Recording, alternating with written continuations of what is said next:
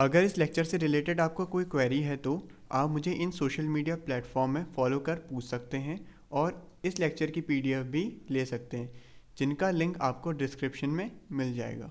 Hello everyone, my name is Santosh. Welcome to learning academy.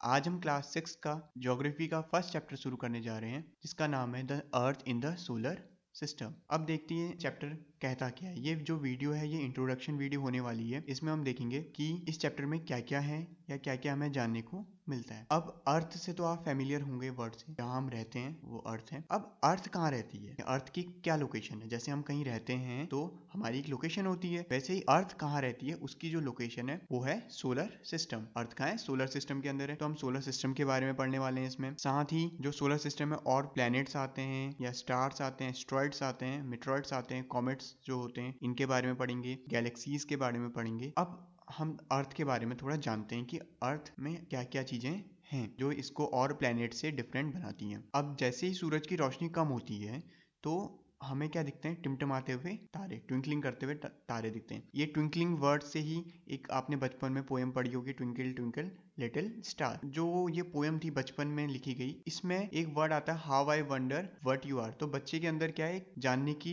इच्छा है कि जो तारे हैं ये कैसे टिमटिमा रहे हैं या कैसे चमक रहे हैं। जैसे ही आप बड़े होते गए, क्लास 6 में पहुंच गए, तो आपने एक चीज नोटिस की होगी कि जब हम रात को आसमान में देखते हैं तो हर तारा टिमटिमा नहीं रहा होता है, कोई ऐसे ही लाइट दे रहा हो। जैसे मून है, वो टिमटिमा थोड़ी रहा है, जल बुझ नहीं कर रहा है, वो एक कांस्टेंट है और एक लाइट दे रहा है। वैसे ही कुछ तारे ऐसे होते हैं आसमान में, जब देखेंगे आप तो वो क्या हो रहे होते हैं, ऐसे कांस्टेंट रहते हैं, मतलब ना जल बुझ कर रहे हैं। तो वो हैं क्या, उनके बारे में हम इस चैप्टर में पढ़ेंगे। अब जैसे एक कहावत है हिंदी में कि हर चमकती भी चीज सोना नहीं होती, वैसे ही हर एक टिमटिमा रही आसमान में चीज तारा नहीं होती है। स्टार होने के लिए भी कुछ कंडीशन होती हैं कि उसको क्या क्या होना चाहिए। उसके पास खुद की हीट होनी चाहिए, उसके पास खुद की लाइट होनी चाहिए, ये उसकी एक कंडीशन है। लेकिन आसमान में कुछ ऐसी चीजें हैं जो दूसरे तारे हैं उनकी मदद से भी चमक रही होती हैं। जैसा कि आप क्लास 6 की साइंस में भी पढ़ेंगे, रिफ्लेक्शन एक वर्ड होता है। अब रिफ्लेक्शन थोड़ा सा मैं बता देता हूँ कि रिफ्लेक्शन क्या होता है। Bouncing back of light. जैसे अगर एक लाइट किसी ऑब्जेक्ट में पड़ी और वो लाइट वापस आ गई उससे टकरा के, जैसे शीशे में होता है, अगर आप शीशे को लाइट के सामने रखेंगे तो वो एक लाइट को दूसरी जगह डाइवर्ट कर देता है। तो वैसे ही जो आसमान में चीजें होती हैं, कोई पत्थर है या कोई प्लेनेट है, तो वो क्या कर रही है, सन की रोशनी को डाइवर्ट कर दे रही है और हमें अर्थ में भेज दे रही है। तो हमें ऐसा लग रहा है कि वो भी एक तारा है, जबकि प्लेनेट तारे नहीं होते, प्लैनेट्स के पास खुद की लाइट नहीं होती है। अब हम देखते हैं अर्थ के बारे में। डेफिनेशन बोलती है earth is a planet which revolve around the sun in which we live. Revolve क्या होता है, मतलब घूमना। अर्थ क्या कर रही है, किसके अराउंड घूम रही है, सन के अराउंड। जैसे ये मैं फोटो में बना रहा हूँ आपके, सन ये बीच में है, अर्थ यहाँ पे है। ये क्या चक्कर लगा रही है, किसकी, सूरज के चक्कर लगा रही है। और जहाँ हम रहते हैं उसको क्या बोलते हैं, अर्थ बोलते हैं। सेकेंड पॉइंट है earth is the third planet from the sun. अगर मैं काउंट करूं सन की तरफ से तो अर्थ कौन से नंबर में आती है, तीसरे नंबर में आती है। बाकी और प्लैनेट्स आते हैं जिनको हम फर्दर लेक्चर में देखेंगे। अब कुछ इंटरेस्टिंग फैक्ट बताता हूँ अर्थ के बारे में, जो सिर्फ अर्थ में ही मिलते हैं। पहला फैक्ट है इसमें, about 70% of earth fresh water is found in ice caps, glaciers and snow. जो अर्थ का 70% पीने लायक पानी है वो जमा हुआ है। जो आपने, अगर आपने देखा होगा, ग्लेशियर्स होते हैं, स्नो माउंटेन्स होते हैं, उनमें जमा हुआ है। ये एक फैक्ट है अर्थ का। सेकेंड फैक्ट है the earth is tilted about 23.5 degree. जो हमारी अर्थ है वो झुकी हुई है थोड़ी सी, ठीक है, थोड़ी झुकी हुई है। और थोड़ा कितना है वो, 23.5 डिग्री, इतनी झुकी है। अब ये झुकने की वजह से क्या होता है इसको हम चैप्टर सेकंड में देखेंगे, जहां हम सीजन्स के बारे में पढ़ेंगे। अब चलते हैं नेक्स्ट पॉइंट की तरफ। नेक्स्ट पॉइंट क्या कहता है, 96.5% of earth water in ocean, only 2.5% is fresh water. जो अर्थ में पानी है उसका 96.5% वाटर क्या है, ओशंस में सॉल्टी वाटर है या सलाइन वाटर जिसको बोलते हैं, खारा पानी, और 2.5% ही फ्रेश वाटर। अब आप थोड़ा कंफ्यूज हो रहे होंगे कि अभी यहाँ पे 2.5% लिखा हुआ है, यहाँ पे 70% लिखा हुआ है, ऐसा क्यों। ये परसेंट कोई एक फिक्स नंबर नहीं होते, ये किसी पार्ट का हिस्सा है। अब हमने देख लिया कि अर्थ जहां हम रहते हैं उसके बारे में मतलब काफी इंफॉर्मेशन है, लेकिन जहां अर्थ की लोकेशन है जो कि सोलर सिस्टम, उसके बारे में देखते हैं। अब सोलर सिस्टम क्या है, solar system the sun, 8 planet, asteroid, meteoroids et cetera form the solar system.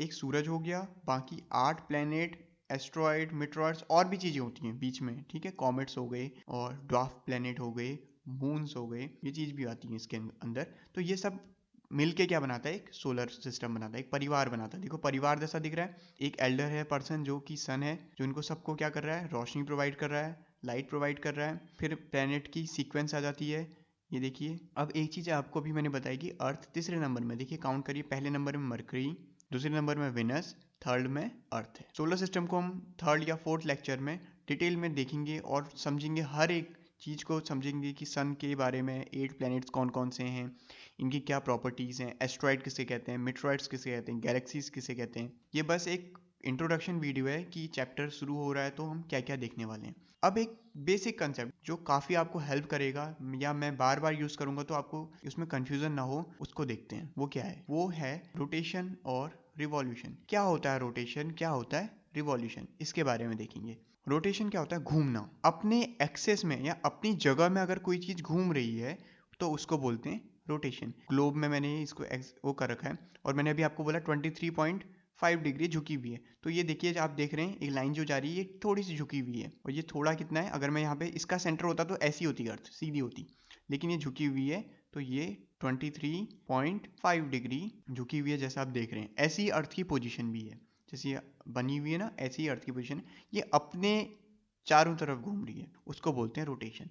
जैसा कि पहला पॉइंट में, the spinning of an object on its axis, अपने ही एक्सेस में घूमना रोटेशन कहलाता है। जैसे आपने जो लट्टू होता है उसको घुमाया होगा, वो क्या करता है, एक जगह में घूमता रहता है। या आप लट्टू तो अगर नहीं घुमाया तो आपने पंखा देखा होगा, पंखा क्या कर रहा है, रोटेशन कर रहा है। वो क्या है, वो दूर थोड़ी उड़ के जा रहा है, पूरे कमरे के चक्कर नहीं लगा रहा, वो एक जगह में खड़ा है और वहाँ पे क्या हो रहा है, घूम रहा है, तो उसको बोलते हैं रोटेशन।